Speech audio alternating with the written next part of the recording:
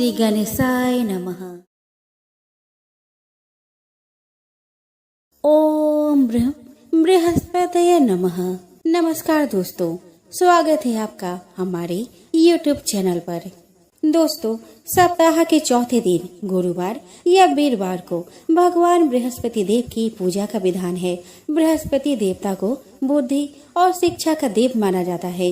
गुरुवार को बृहस्पति देव की पूजा करने से धन, विद्या, पुत्र तथा मनोवांछित फल की प्राप्ति के साथ परिवार में सुख तथा शांति बनी रहती है। गुरुवार का व्रत जल्दी विवाह करने के लिए भी किया जाता है।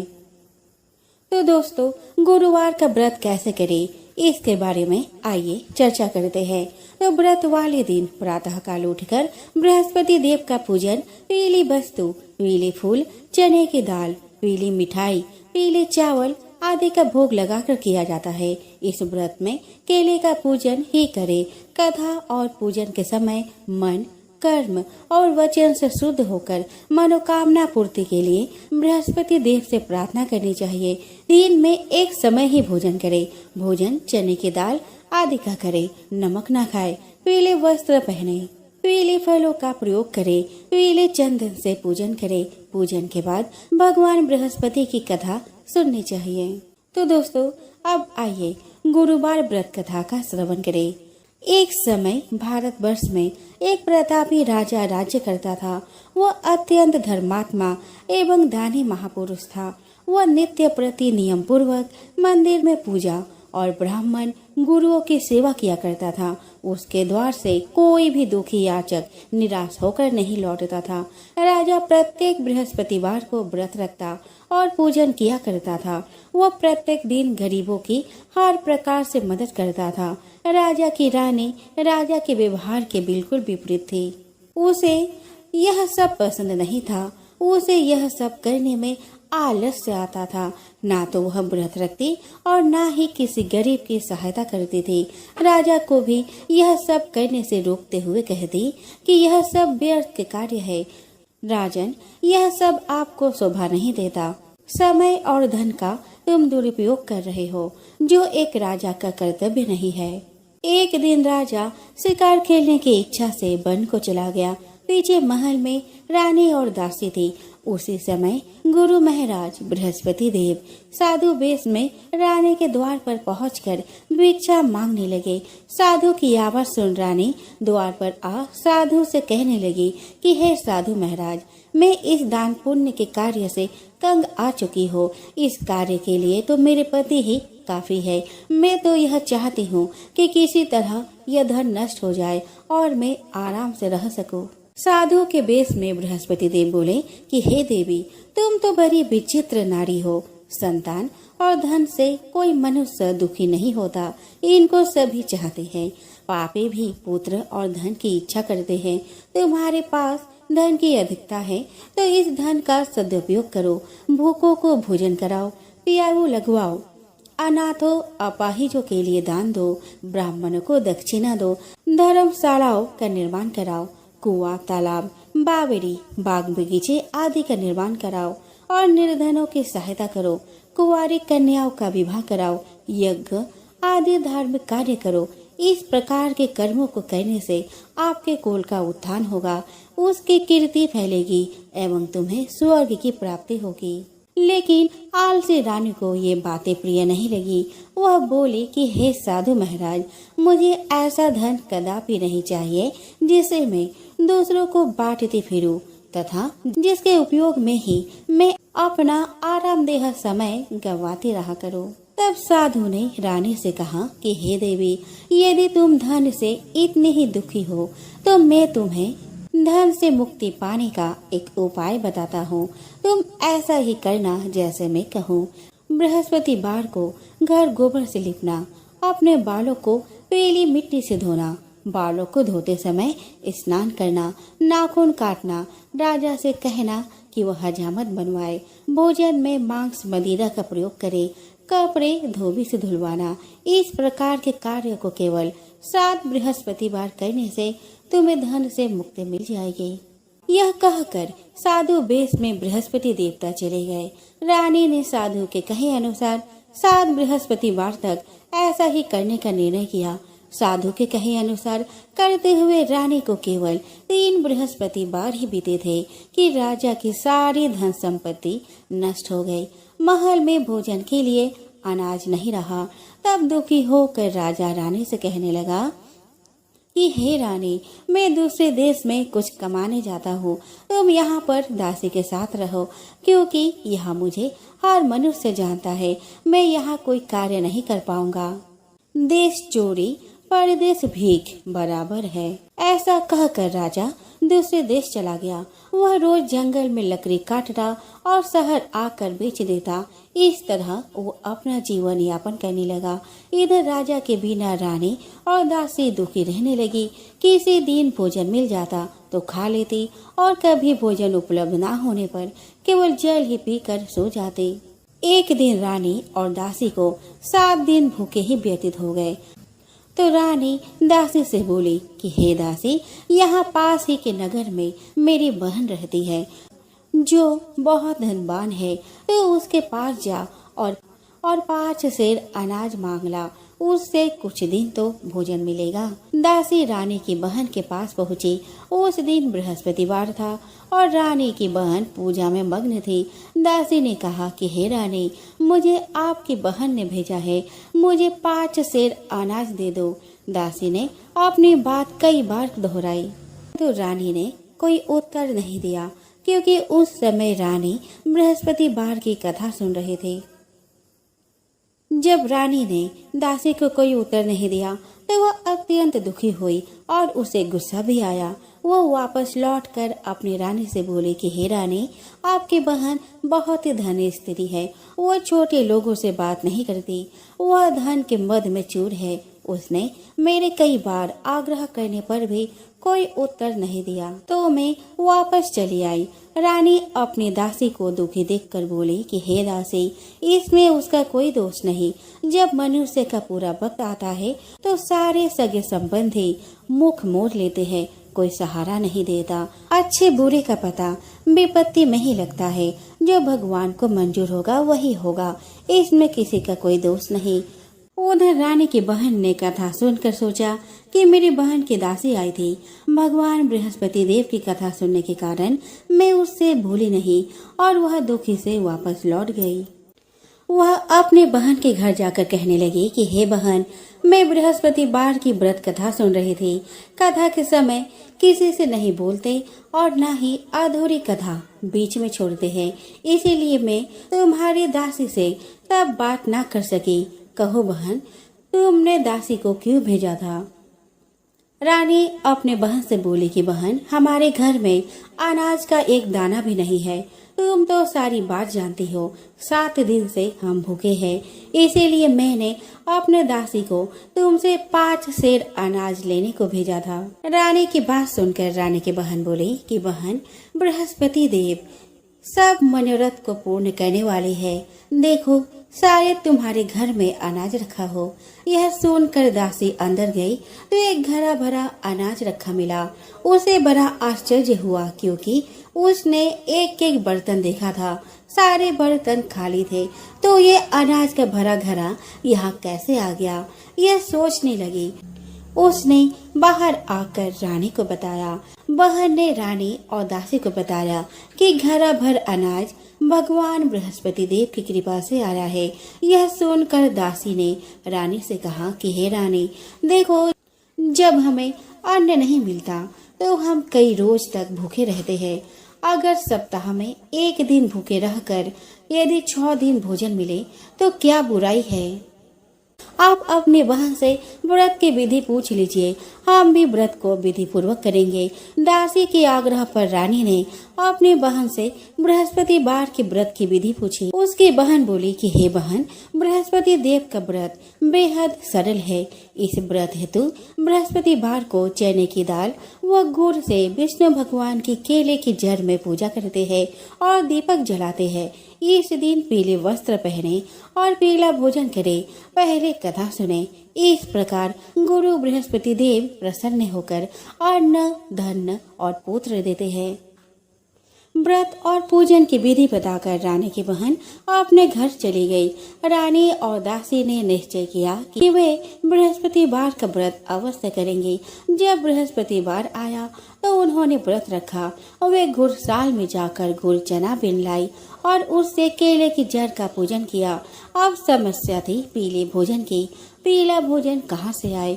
दोनों बहुत दुखी हुई, परंतु भगवान बृहस्पति देव उनके व्रत से प्रसन्न हुए। वे एक साधारण व्यक्ति के रूप में 2 थालों में सुंदर पीला भोजन लेकर आए और दासी को देकर बोले कि हे दासी, यह भोजन तुम्हारे और रानी के लिए है, अतः तुम दोनों ये भोजन कर लो। रानी को भोजन के विषय में कोई जानकारी नहीं थी। दासी अपने रानी के पास जाकर बड़ी प्रसन्नता से बोली कि रानी जी, भोजन कर लो। रानी दासी से बोली, जा तू ही कर ले भोजन। दासी बोली कि हे रानी, एक व्यक्ति भोजन दे गया है। रानी बोली, वह व्यक्ति तेरे लिए भोजन दे गया है, जा तू ही कर ले भोजन। दासी ने कहा कि नहीं रानी, वह केवल मेरे लिए नहीं, हम दोनों के लिए 2 थालों में अत्यधिक स्वादिष्ट भोजन दे गया है। आइए भोजन ग्रहण कीजिए। दोनों ने गुरु बृहस्पति देव को नमस्कार कर भोजन प्रारंभ किया। उसके बाद वे प्रत्येक बृहस्पतिवार को विधि पूर्वक व्रत करने लगे। बृहस्पति देव की कृपा से उनके पास पहले के ही समान धन हो गया, परंतु धन ने फिर से रानी को आलसी बना दिया। तब दासी बोली कि देखो रानी, तुम पहले भी इस आलस्य के वशीभूत होकर धन नष्ट कर चुकी हो। अब गुरु महाराज की कृपा से फिर सुख के दिन लौटे हैं, तो तुमने फिर से आलस्य का दामन थाम लिया है। बड़ी मुसीबतों के उपरांत हमें धन की प्राप्ति हुई है, अतः हमें अब दान पुण्य करना चाहिए, भूखों को भोजन कराना चाहिए, धन को शुभ कार्यों में खर्च करना चाहिए। इससे तुम्हारे कुल का यश बढ़ेगा, स्वर्ग की प्राप्ति होगी और पितृ प्रसन्न होंगे। दासी की बात मानकर रानी अपना धन शुभ कार्यों में खर्च करने लगी। इससे पूरे नगर में उसका यश बढ़ने लगा। दासी की बात मानने से उसके पितृ भी अत्यंत प्रसन्न हुए। अपने अच्छे कर्मों और बृहस्पति देव के व्रत से रानी की बुद्धि ठीक हो गई। एक दिन रानी और दासी आपस में विचार करने लगे कि न जाने राजा किस हाल में है और किस दशा में होंगे। राजा की कोई भी खोज खबर उन्हें नहीं थी। उन्होंने राजा के लिए गुरु बृहस्पति देव से प्रार्थना की। गुरु महाराज रात में राजा को स्वप्न में दिखे और बोले कि हे राजन, उठ, तेरी रानी तुझे याद करती है, अपने देश लौट जा। राजा प्रातः काल उठकर अपने स्वप्न के विषय में विचार करने लगा। भगवान की बात याद कर उसने सोचा, लौटने हेतु कुछ धन तो होना चाहिए। आज तक मैंने किन किन मुसीबतों से अपने दिन व्यतीत किए हैं, यह मैं ही नहीं जानता। अपने बुरे समय को याद कर राजा रोने लगा। तभी वहां बृहस्पति देव साधु वेश में प्रकट हुए और राजा से बोले, हे लक्कड़हारे, तुम इस वीरान जंगल में क्या कर रहे हो? किस चिंता में इस तरह बैठे रो रहे हो? मुझे बताओ।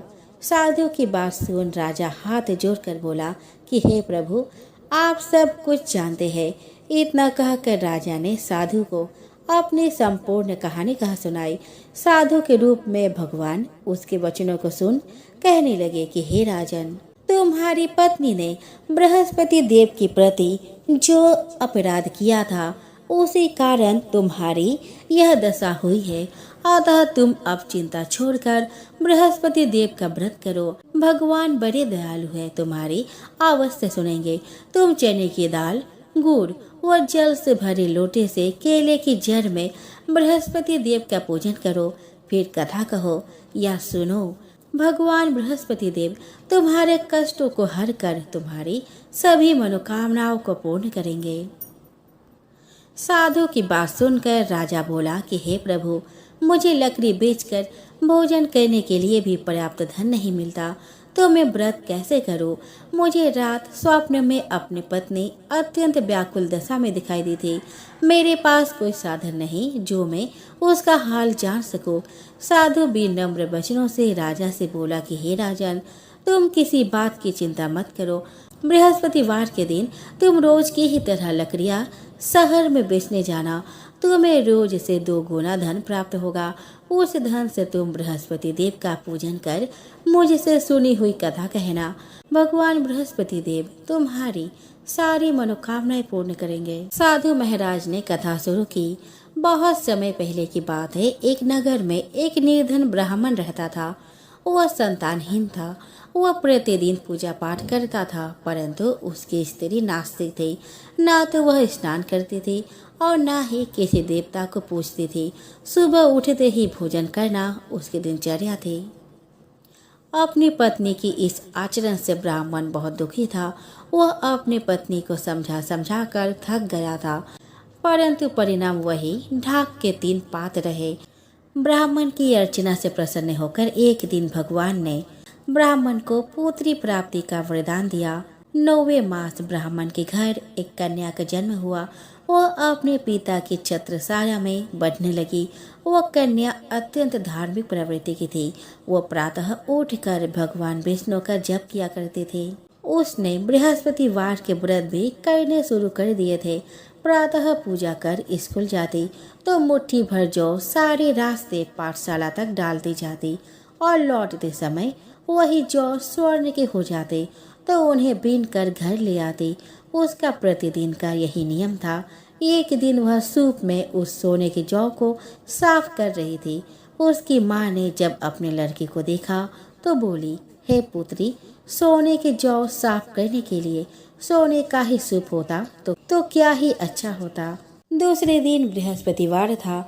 वह कन्या व्रत रखकर पूजन कथा के समय बृहस्पति देव से प्रार्थना करने लगी कि हे महाप्रभु गुरुदेव, यदि मैं शुद्ध मन, कर्म, वचन से आपकी पूजा अर्चना करती हूँ तो आप मुझे सोने का सूप देने की कृपा करें। बृहस्पति देव उस बालिका की पूजा से प्रसन्न थे। उन्होंने उस कन्या की प्रार्थना स्वीकार कर ली। प्रतिदिन की तरह वो कन्या जौ बिखरती हुई चली। पाठशाला से लौटते समय उसे रास्ते में सोने का सूप पड़ा हुआ मिला। घर लौटकर सोने का सूप अपने माँ को दिखाकर वह सोने के जौ के दाने साफ करने लगी। उसी समय नगर के राजकुमार उसके घर के पास से गुजरा। उस सुंदर लड़की को सोने के सूप में जौ साफ करते देख राजकुमार उस पर मोहित हो गया।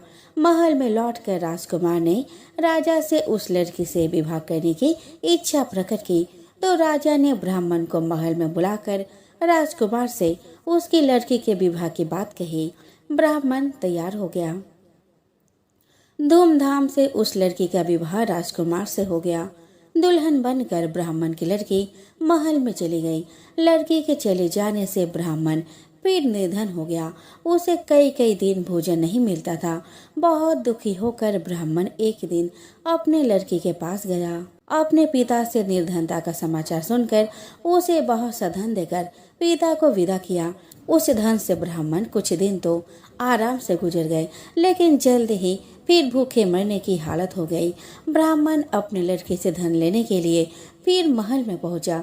लड़की ने पिता की बुरी हालत देखकर कहा कि पिताजी, आखिर आप कब तक मुझसे धन लेकर जीवन यापन करेंगे? आप कोई ऐसा उपाय क्यों नहीं करते जिससे आपका घर धन संपत्ति से भर जाए? ब्राह्मण ने कहा कि मैंने तेरी माँ को बहुत समझाया, पर उसकी समझ में कुछ नहीं आता। उसका फूहर पर नष्ट हो तो घर की निर्धनता भी दूर हो जाए। तब कुछ सोचकर लड़की ने पिता से कहा कि पिताजी, आप कुछ दिनों के लिए माँ को मेरे पास छोड़ आओ। तब कुछ सोचकर ब्राह्मण पत्नी को लड़के के पास महल में छोड़ आया। लड़की ने अपने माँ से कहा कि माँ, तुम कल प्रातः उठकर स्नान आदि करके भगवान बृहस्पति देव की पूजा अवश्य करना। पूजा करने से तुम्हारी निर्धनता अवश्य दूर हो जाएगी। लेकिन उसकी माँ ने उसकी कोई बात नहीं मानी। तब क्रोधित होकर लड़की ने अपने माँ को एक कक्ष में बंद कर दिया। सूर्योदय के समय माँ को उठाकर जबरदस्ती उसे स्नान कराया और फिर मंदिर में ले जाकर भगवान बृहस्पति देव की पूजा कराई। कुछ दिनों तक ऐसा करने से माँ की बुद्धि में परिवर्तन हुआ और वह स्वयं बृहस्पतिवार का व्रत रखने लगी। उसके व्रत रखने से ब्राह्मण के घर में भगवान विष्णु की अनुकंपा से धन की वर्षा होने लगी। दोनों पति पत्नी धन संपत्ति पाकर आनंद पूर्वक जीवन यापन करते हुए विष्णु धाम को चले गए। इतना कहकर साधु अंतर्ध्यान हो गए। धीरे धीरे समय व्यतीत होने पर फिर वही बृहस्पतिवार का दिन आया। लकड़हारा जंगल से लकड़ी काट कर किसी शहर में बेचने गया। उसे उस दिन और दिन से अधिक पैसा मिला। राजा ने चना गुड़ आदि लाकर गुरुवार का व्रत किया। उस दिन से उसके सभी क्लेश दूर हो गए। परंतु जब दोबारा गुरुवार का दिन आया तो बृहस्पतिवार का व्रत करना भूल गया। इस कारण बृहस्पति भगवान नाराज हो गए। उस दिन उस नगर के राजा ने विशाल यज्ञ आयोजन किया तथा शहर में यह घोषणा करा दी कि कोई भी मनुष्य अपने घर में भोजन न बनाए न आग जलावे। समस्त जनता मेरे यहाँ भोजन करने आवे। इस आज्ञा को जो ना मानेगा उसे फांसी की सजा दी जाएगी। इस तरह की घोषणा संपूर्ण नगर में करवा दी गई। राजा की आज्ञा अनुसार शहर के सभी लोग भोजन करने गए, लेकिन लकड़हारा कुछ देर से पहुंचा, इसीलिए राजा उसको अपने साथ घर लिवा ले गए और ले जाकर भोजन करा रहे थे तो रानी की दृष्टि उस खूंटी पर पड़ी जिस पर उसका हार लटका हुआ था। वह वहां पे दिखाई नहीं दिया। रानी ने निश्चय किया कि मेरा हार इस मनुष्य ने चुरा लिया है। उसी समय सिपाहियों को बुलाकर उसको कारागार में डाल दिया गया। जब लकड़हारा कारागार में पड़ गया तो बहुत दुखी होकर विचार करने लगा कि न जाने कौन से पूर्व जन्म के कर्म से मुझे यह दुख प्राप्त हुआ है, और उसी साधु को याद करने लगा जो कि जंगल में मिला था। उसी समय तत्काल बृहस्पति देव साधु के रूप में प्रकट हुए और उसकी दशा को देखकर कहने लगे कि अरे मूर्ख, तूने बृहस्पति देव की कथा नहीं करी, इस कारण तुझे दुख प्राप्त हुआ है। अब चिंता मत कर, बृहस्पतिवार के दिन कारागार के दरवाजे पर 4 पैसे परे मिलेंगे, उनसे तू बृहस्पति देव की पूजा करना, तेरे सभी कष्ट दूर हो जाएंगे। बृहस्पतिवार के दिन उसे 4 पैसे मिले। लकड़हारे ने कथा कही और उसी रात्रि को बृहस्पति देव ने उस नगर के राजा को स्वप्न में कहा कि हे राजा, तुमने जिस आदमी को कारागार में बंद कर दिया है वह निर्दोष है, वह राजा है, उसे छोड़ देना। रानी का हार उसी खूंटी पर लटका है, अगर तू ऐसा नहीं करेगा तो मैं तेरे राज्य को नष्ट कर दूंगा। इस तरह रात्रि के स्वप्न को देखकर राजा प्रातःकाल उठा और खूंटी पर हार देखकर लकड़हारे को बुलवाकर क्षमा मांगी और लकड़हारे को योग्य सुंदर वस्त्र आभूषण देकर विदा कर दिया। बृहस्पति देव की आज्ञा अनुसार लकड़हारा अपने नगर को चल दिया। राजा जब अपने नगर के निकट पहुंचा तो उसे बड़ा आश्चर्य हुआ। नगर में पहले से भी अधिक बाग, तालाब, कुएं तथा बहुत से धर्मशालाएं, मंदिर आदि बन गई है। राजा ने पूछा कि यह किसका बाग और धर्मशाला है। तब नगर के सब लोग कहने लगे कि यह सब रानी और बांदी के है। तो राजा को आश्चर्य हुआ और गुस्सा भी आया। जब रानी ने यह खबर सुनी कि राजा आ रहे हैं तो उन्होंने बांदी से कहा कि हे दासी, देख, राजा हमको कितनी बुरी हालत में छोड़ गए थे। हमारी ऐसी हालत देखकर वह लौट न जाए, इसीलिए तू दरवाजे पर खड़ी हो जा। आज्ञा अनुसार दासी दरवाजे पर खड़ी हो गई। राजा आए तो उन्हें अपने साथ लिवा लाई। तब राजा ने क्रोध करके अपने रानी से पूछा कि यह धन तुम्हें कैसे प्राप्त हुआ। तब उन्होंने कहा कि हमें यह सब धन बृहस्पति देव के इस व्रत के प्रभाव से प्राप्त हुआ है। राजा ने निश्चय किया कि 7 रोज बाद तो सभी बृहस्पति देव का पूजन करते हैं, परंतु मैं प्रतिदिन दिन में 3 बार कहानी तथा रोज व्रत किया करूंगा। अब हर समय राजा के दुपट्टे में चने की दाल बंधी रहती तथा दिन में 3 बार कहानी कहता। एक रोज राजा ने विचार किया कि चलो अपने बहन के यहाँ हो आवे। इस तरह निश्चय कर राजा घोड़े पर सवार होकर अपने बहन के यहाँ चलने लगा। मार्ग में उसने देखा कि कुछ आदमी एक मुर्दे को लिए जा रहे हैं। उन्हें रोककर राजा कहने लगे कि अरे भाइयों, मेरी बृहस्पति देव की कथा सुन लो। वे बोले, लो, हमारा तो आदमी मर गया है, इसको अपनी कथा की पड़ी है। परंतु कुछ आदमी बोले, कि अच्छा कहो, हम तुम्हारी कथा भी सुनेंगे। राजा ने दाल निकाली और जब कथा आधी हुई थी कि मुर्दा हिलने लग गया, और जब कथा समाप्त हो गई तो राम राम करके मनुष्य उठकर खड़ा हो गया। आगे मार्ग में उसे एक किसान खेत में हल चलाता मिला। राजा ने उसे देख और उससे बोले कि अरे भैया, तुम मेरी बृहस्पतिवार की कथा सुन लो। किसान बोला कि जब तक मैं तेरी कथा सुनूंगा तब तक 4 हरैया जोत लूंगा। जा अपनी कथा किसी और को सुनाना। इस तरह राजा आगे चलने लगा। राजा के हटते ही बैल पछाड़ खाकर गिर गया और किसान के पेट में बड़ी जोर का दर्द होने लगा। उस समय उसकी माँ रोटी लेकर आई। उसने जब यह देखा तो अपने पुत्र से सब हाल पूछा, तो बेटे ने सब हाल कह दिया। तो बुढ़िया दौड़ी दौड़ी उस घुड़सवार के पास गई और उससे बोली कि मैं तेरी कथा सुनूंगी, तो अपनी कथा मेरे खेत पर चल कर ही कहना। राजा ने बुढ़िया के खेत पर जाकर कथा कही, जिसके सुनते ही वह बैल उठ खड़े हो गया और किसान के पेट का दर्द भी बंद हो गया। राजा अपने बहन के घर पहुंचा। बहन ने भाई की खूब मेहमानी की। दूसरे रोज प्रातः काल राजा जगा तो वह देखने लगा कि सब लोग भोजन कर रहे हैं। राजा ने अपने बहन से कहा कि ऐसा कोई मनुष्य है जिसने भोजन नहीं किया हो, मेरी बृहस्पतिवार की कथा सुन ले। बहन बोली कि हे भैया, यह देश ऐसा ही है कि पहले लोग यहाँ भोजन करते हैं, बाद में अन्य काम करते हैं। अगर कोई पड़ोस में हो तो मैं देखाऊं। वह ऐसा कहकर देखने चली गई, परंतु उसे कोई ऐसा व्यक्ति नहीं मिला जिसने भोजन ना किया हो। अतः वह एक कुम्हार के घर गई जिसका लड़का बीमार था। उसे मालूम हुआ कि उनके यहाँ 3 रोज से किसी ने भोजन नहीं किया है। रानी ने अपने भाई की कथा सुनने के लिए कुम्हार से कहा। वह तैयार हो गया। राजा ने जाकर बृहस्पतिवार की कथा कही, जिसको सुनकर उसका लड़का ठीक हो गया। अब तो राजा की प्रशंसा होने लगी।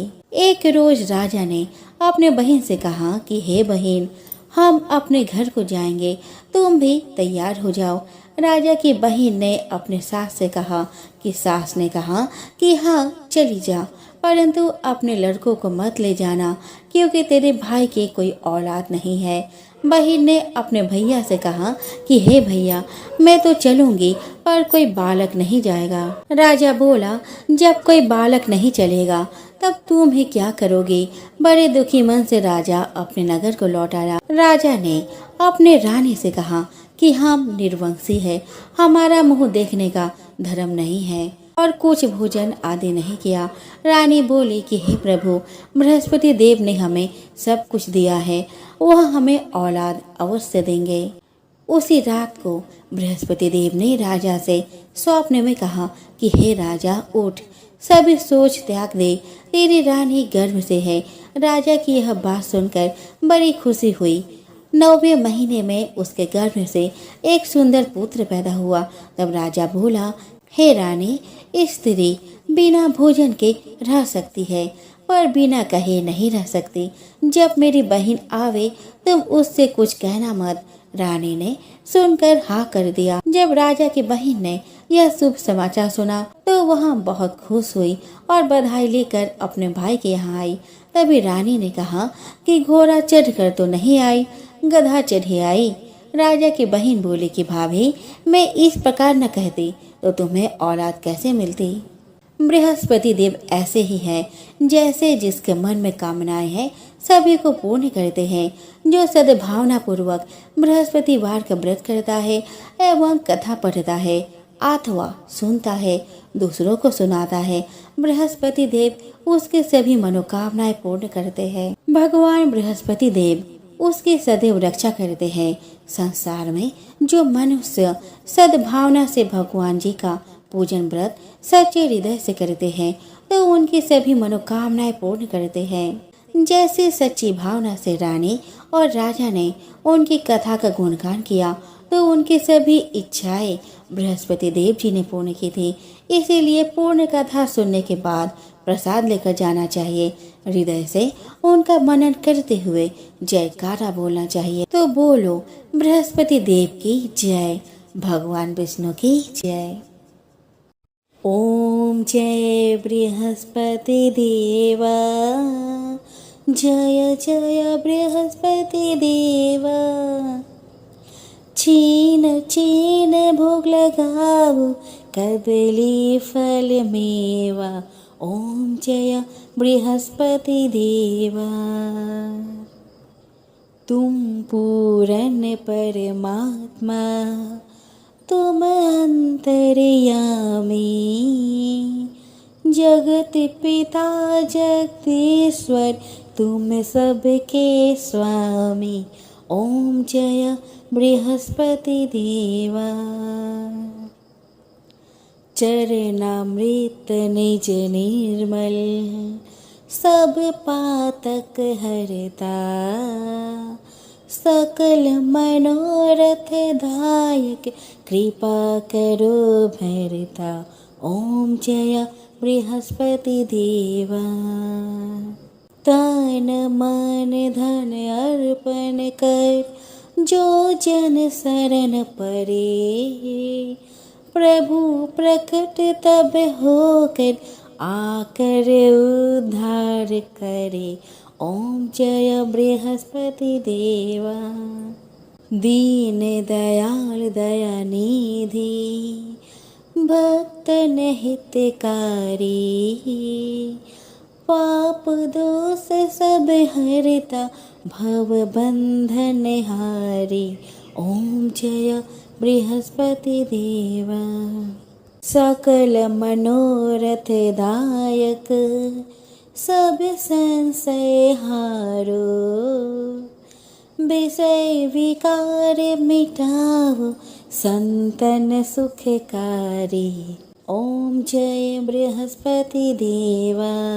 जो कोई आरती तेरी प्रेम सहित गावे, जेठानंद आनंद कर, सो निश्चय पावे।